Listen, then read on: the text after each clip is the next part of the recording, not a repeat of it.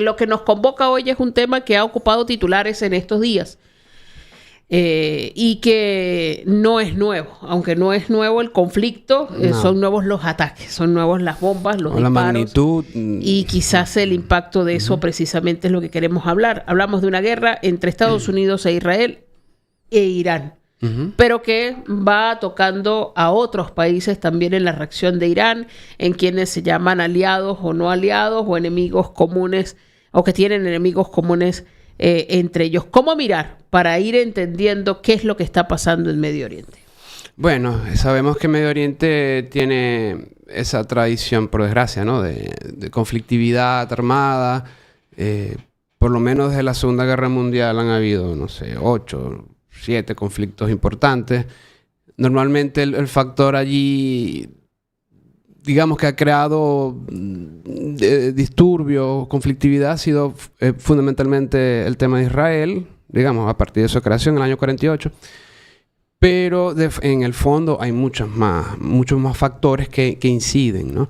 Está el factor religioso, evidentemente, el factor étnico, nacionalista, el petróleo, ¿sí? Los intereses de las potencias coloniales. Entonces todo eso fue creando un caldo de cultivo que ha generado tantos conflictos, ¿no? La invasión de Irak 2 veces, o la invasión de Irak a Kuwait, la guerra Irán-Irak en los años 80, las guerras de Israel contra los países árabes.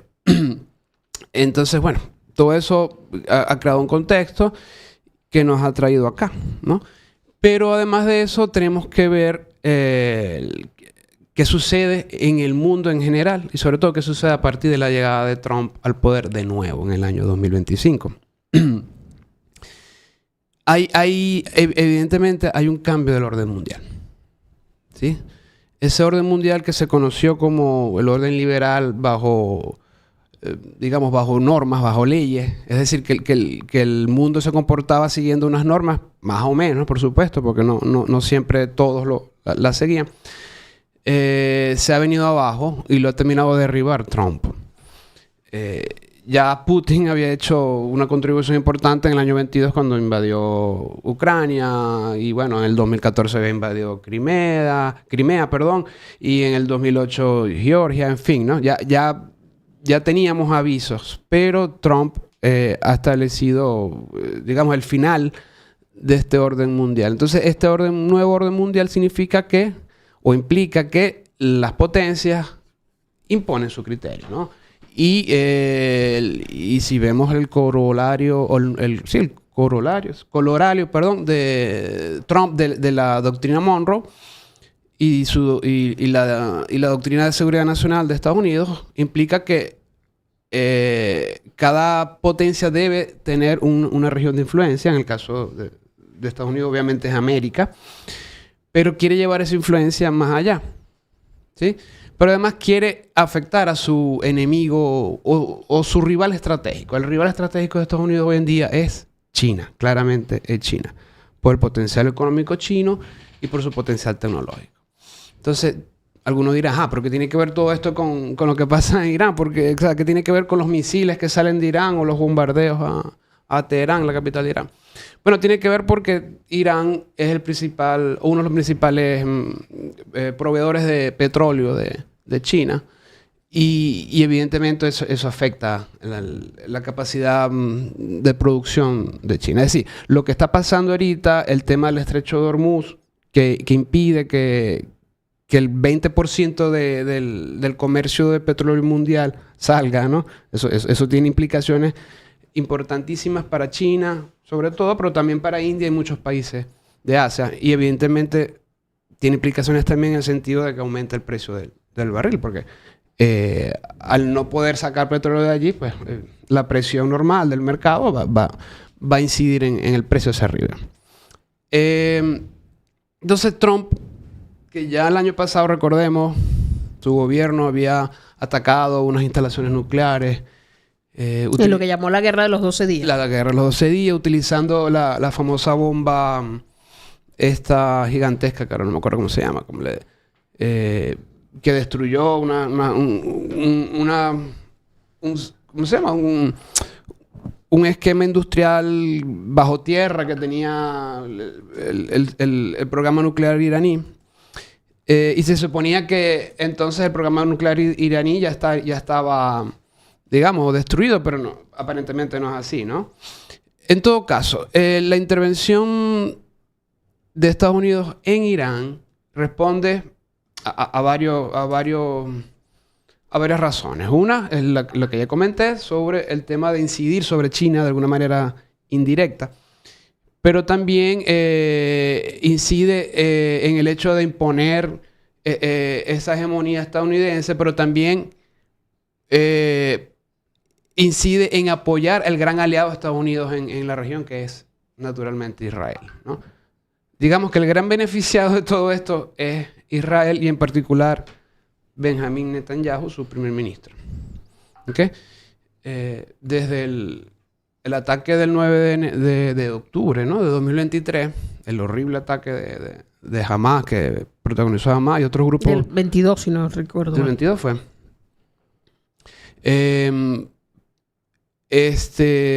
Israel se ha dado la tarea de destruir o de minimizar el poder bélico de estos grupos terroristas, que son, por cierto, afines a Irán, ¿no? Son proxies, lo que se llaman proxies, es decir, financiados por Irán en términos, bueno, obviamente económicos, pero también apoyados con armas, etcétera, entrenamiento.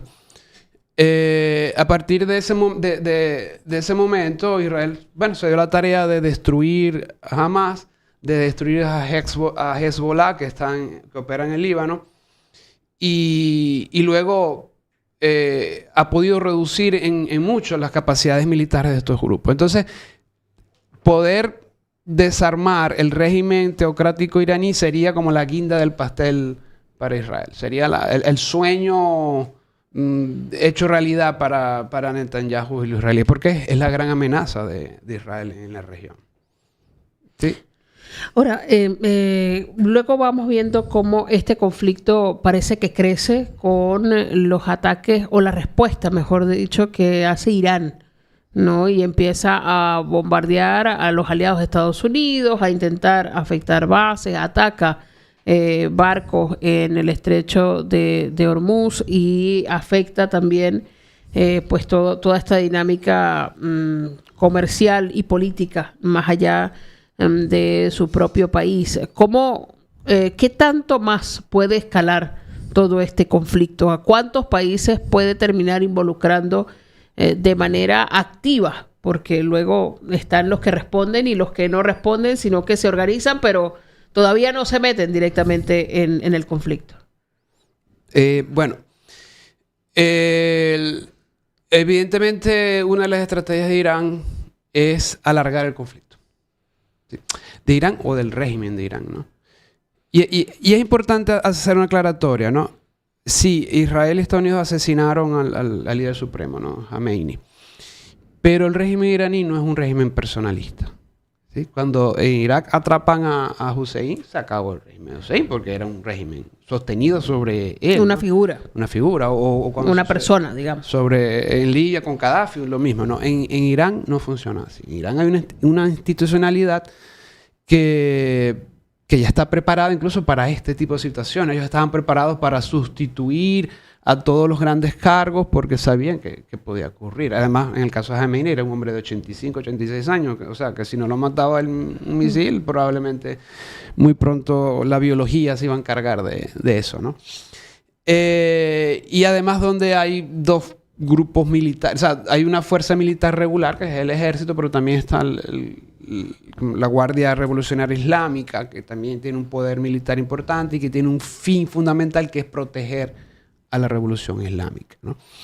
Entonces, y es toda una institucionalidad colegiada, porque quien elige al jefe, al líder supremo, el ayatollah, es un grupo de 88 sabios islámicos, expertos en derecho islámico, y además hay un grupo de 12 también sabios islámicos que controlan, vigilan. Entonces, es todo un aparato que no se desmonta tan fácil, ¿no? No es solo sacando al líder que se desmonta. Exacto. Todo. Entonces, puedes matar Estados Unidos e Israel pueden matar a todas las cabezas, pero seguramente ellos habrá mismos... sucesores. Sí, sí. Bien, entonces a lo que me preguntas de las implicaciones, ¿no? Le decía al principio de esta respuesta.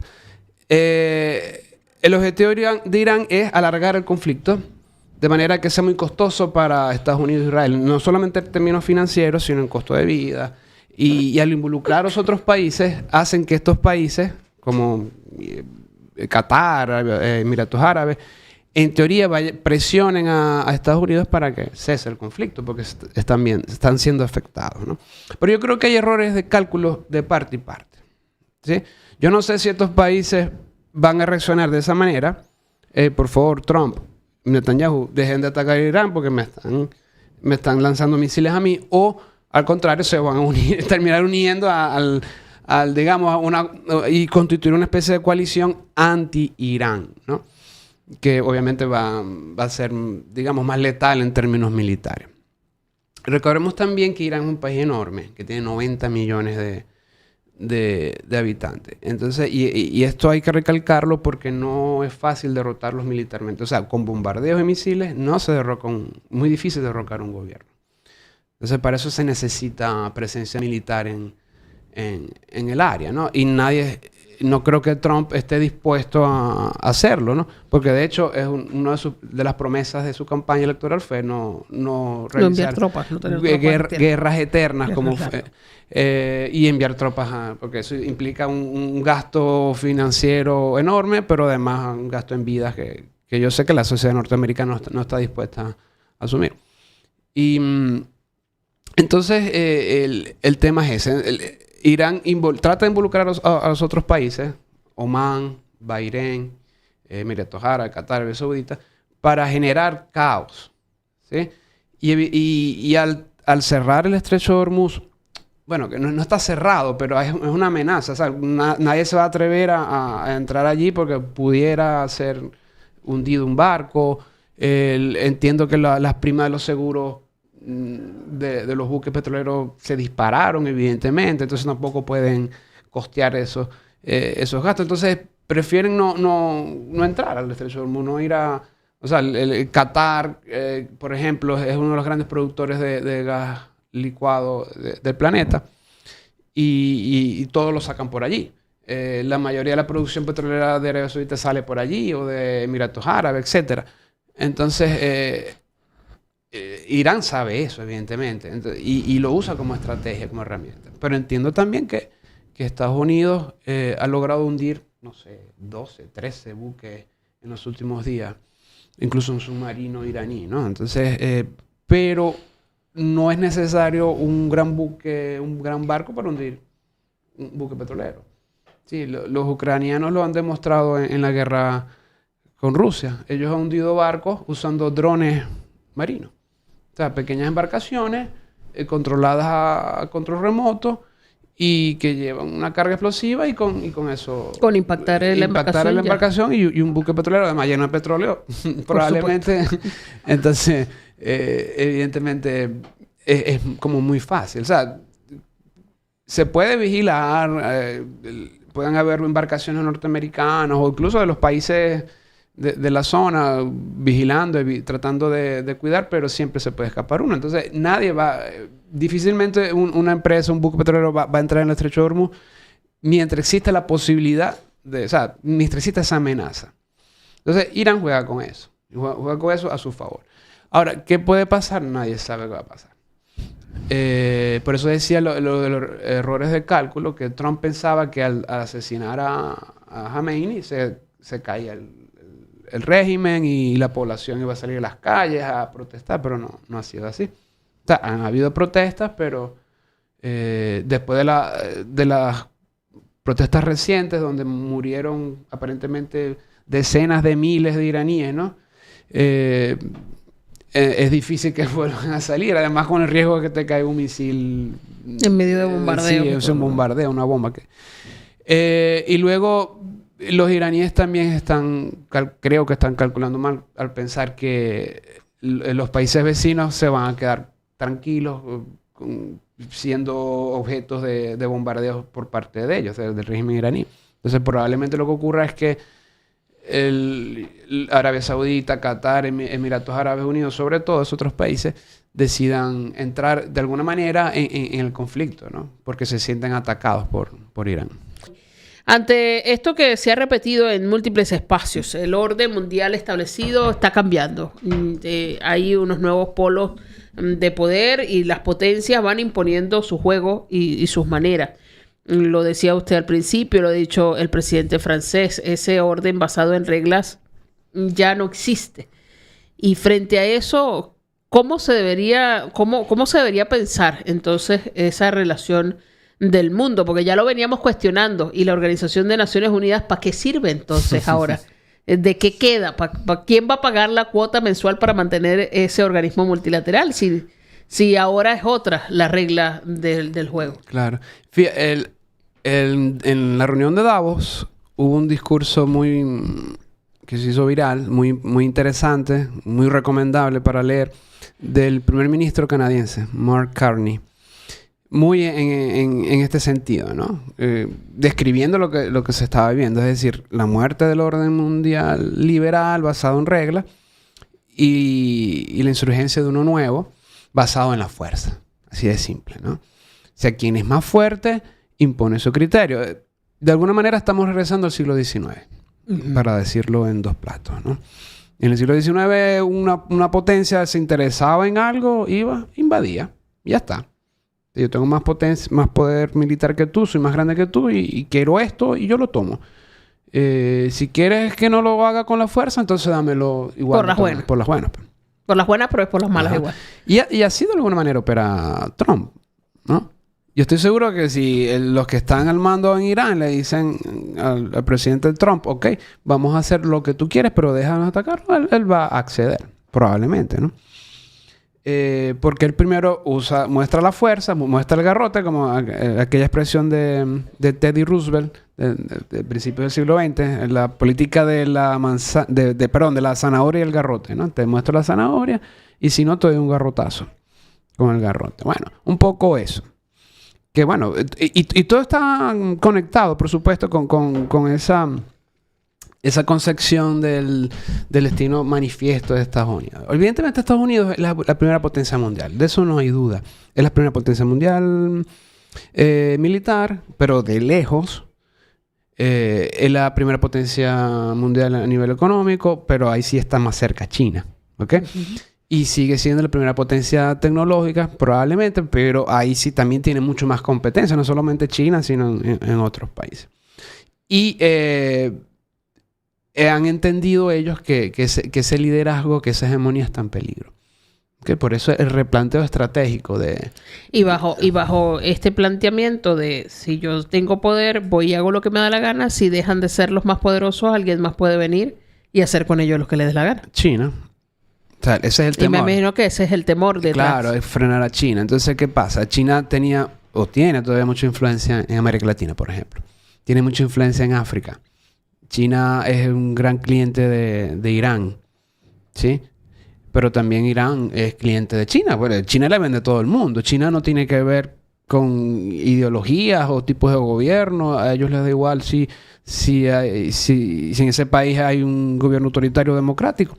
Si eso es demócrata o liberal. A ellos lo que les importa es el negocio. ¿Sí?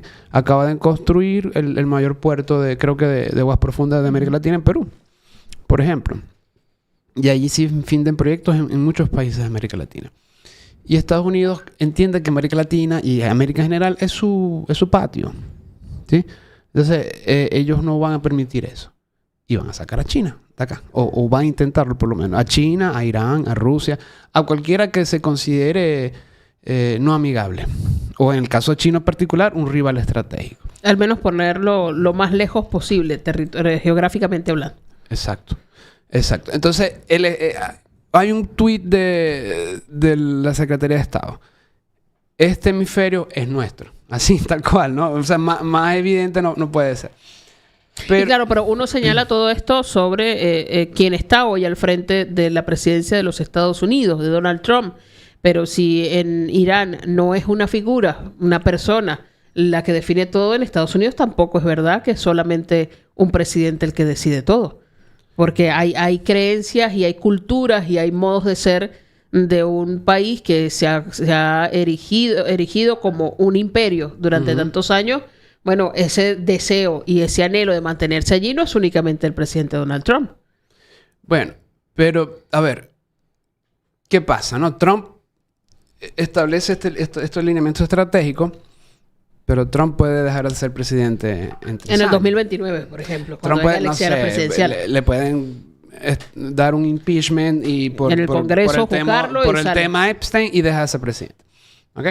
Ahora, ¿va a haber continuidad? Bueno, eso va a depender de quienes elijan los norteamericanos. No sé, yo supongo que Marco Rubio lo más probable es que sea el candidato, porque yo no veo a J.D. Vance con suficiente, digamos, fuerza política. Veo que se desempeña mejor Marco Rubio. De hecho, yo lo he dicho con amigos y colegas, lo único que yo veo coherente, digamos, en el gabinete de Trump es Marco Rubio. Lo demás no me deja muchas dudas por diferentes razones. Entonces, bueno, Marco Rubio pudiera darle cierta continuidad a este lineamiento. Pero miremos el caso de Biden y Trump en su primer gobierno. Biden continuó algunas políticas de Trump. O sea, en algunos casos, sobre todo en política internacional y comercial, no hizo una gran ruptura. Por ejemplo, el tratamiento con China, incluso en algunos casos lo profundizó, ¿no? Trump había cortado algunas cosas de Obama. Por ejemplo, hablando de Irán, Obama propició junto con las Naciones Unidas un tratado sobre la regulación del tema nuclear en Irán. De manera que Irán sí, tuviera sus plantas nucleares, pero para generar energía, no para programas militares. Y ese programa implicaba un control, una fiscalización por parte de las Naciones Unidas, la Agencia Internacional de la Energía, etcétera, sobre lo que estaba haciendo Irán con el tema nuclear. Cuando llega Trump en el 2017, acaba con ese tratado. Se destruye ese tratado. Entonces Irán ya no confiaba empieza a desconfiar de Estados Unidos, ¿no? Y con razón, porque de alguna manera habían aceptado ese tratado y supuestamente lo empezaron a cumplir, pero Trump lo rompió. Entonces, Biden, por el contrario, sí le dio continuidad a algunas políticas de Trump. Entonces, ¿qué es lo que pienso yo? ¿O qué puede suceder? Que el próximo presidente de Estados Unidos o presidente de Estados Unidos le dé continuidad a ciertas políticas, sobre todo del tema internacional, ¿no? Seguramente al interno habrán más cambios que hacia lo externo. Hacia lo externo. Ahora, pero volviendo a la pregunta inicial de este segmento, y en todo esto y en este nuevo replanteamiento de dinámicas, ¿para qué queda la ONU? ¿Para qué quedan las Naciones Unidas? No, las Naciones Unidas, lamentablemente, han perdido valor funcional, digamos. O sea, ya es un comentario incluso de cualquier almuerzo. Obviedad. Sí, de cualquier almuerzo la gente no sabe sobre temas internacionales, pero dice, ¿para qué sirve la ONU? Y lo mismo pudiera decirse para qué sirve la OEA, por ejemplo, ¿no? Que quizás es menos funcional. La ONU es un proyecto hermoso, interesante, pero que por su mismo diseño institucional, digamos, se hizo muy poco efectivo.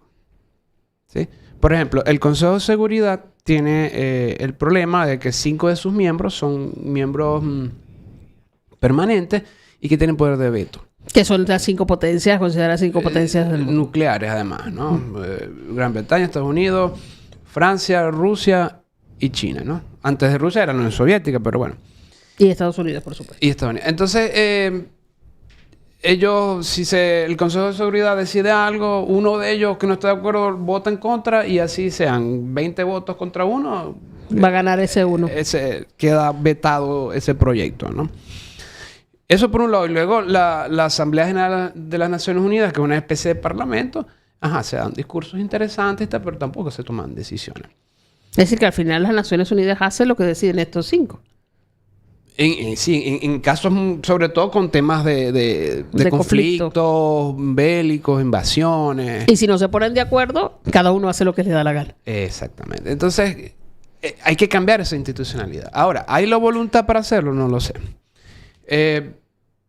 Hablando nuevamente de Trump, él creó un grupo que se llama el Comité por la Paz, el de Salvación Mundial, no sé, un nombre parece de comiquita. Al que invitaron a Pietro Parolin, que dijo que no iba a participar. Ajá. Y está el presidente de la FIFA. Yo no sé qué hace el presidente de la FIFA allí, ¿no? Bueno, viene el Mundial, sí. Debe ser. Entonces, y además hay que es como un club porque hay que inscribirse, hay que pagar un dinero que no es una cifra, no es una cifra importante. Entonces, yo lo que veo con eso es que Trump quiere como constituir una especie de institucionalidad paralela a la ONU, ¿no? Y además él es el presidente de esa institucionalidad o de esa figura, no sé cómo llamarla, pero que además va a ser perpetuo. Va a estar allí básicamente hasta que se muera. Obviamente, cuando Trump deje de ser el presidente, esa organización va a perder peso, ¿no? Junta de Paz le llaman. La Junta de Paz de Trump. Pero todo eso responde a también una característica de la política mundial, es el personalismo. Obviamente, todo eso está impulsado por la personalidad de Trump, que es avasallante, que lo puedes amar o lo puedes odiar por cómo es él. Y evidentemente, como es personalista, cuando él no esté, eso no va a funcionar, se va a derrumbar, ¿no? Claro. Entonces, y eso es una de las características de la política mundial, los personalismos. El Putin, Macron, Trump, no sé, en el caso latinoamericano, Milei, Bukele, Chávez ya anteriormente. Bueno, profesor Jorge, se nos acabó el tiempo, se nos queda un montón de cosas por conversar, ya sobre todo conectado con esta última parte, porque luego en el fondo está un debate y es entonces cuál es el mejor sistema de gobierno. Porque la democracia no sobrevive a los personalismos necesariamente. Churchill lo dijo. La democracia es el peor sistema de gobierno, exceptuando todos los demás. Bueno, debatiremos seguramente en otro programa sobre este tema. Gracias por acompañarnos esta mañana. No, para mí un gusto.